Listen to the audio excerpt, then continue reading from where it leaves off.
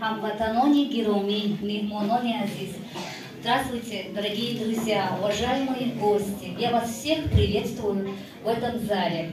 Мы сегодня собрались отмечать самый замечательный, знаменательный день в истории таджикского народа. Это день нашей республики, День независимости Республики Таджикистан.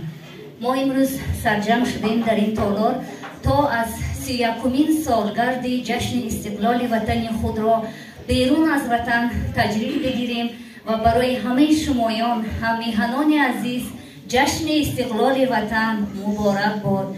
آرزو میکنم که استقلال ما همیشه پایدار باشد.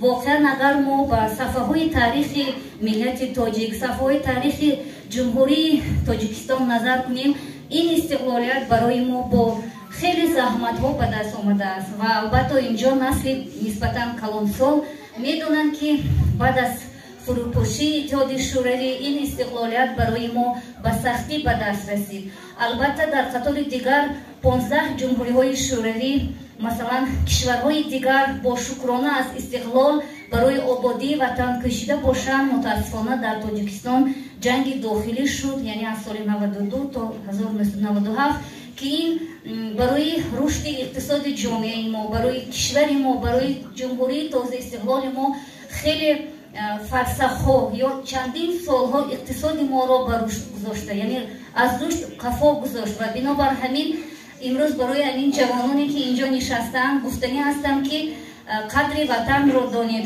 به قدر این استقلالیت برسید. پیشتر این شمایان جوانان آینده تاجیکستان هستید و من امیدوار هستم که بیرون از وطن هم هویت ملی خود، وطن دوستی، حسی میهن پرستی خود را همیشه بالا نگه دارید و فخر میکنیم که امروز ما در تاتارستان یک جمعیت بسیار خوب هم هستیم و از ریاست جمعیت تاجیکان و از همه آنهایی که متصدیان و برپا کنندگان این محفل هستند عرض سپاس میگویم و بار دیگر خوش آمدید دوستان عزیز.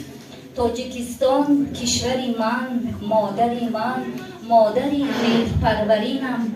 تاجیکستان کشوری کوهسار من، قله های برف پوشد، قله های برف پوشد، قله های آرمانی من هستم. بگذار همیشه این استقلال ما پاینده باد. مبارک بر شما استقلال. سلامت باشید.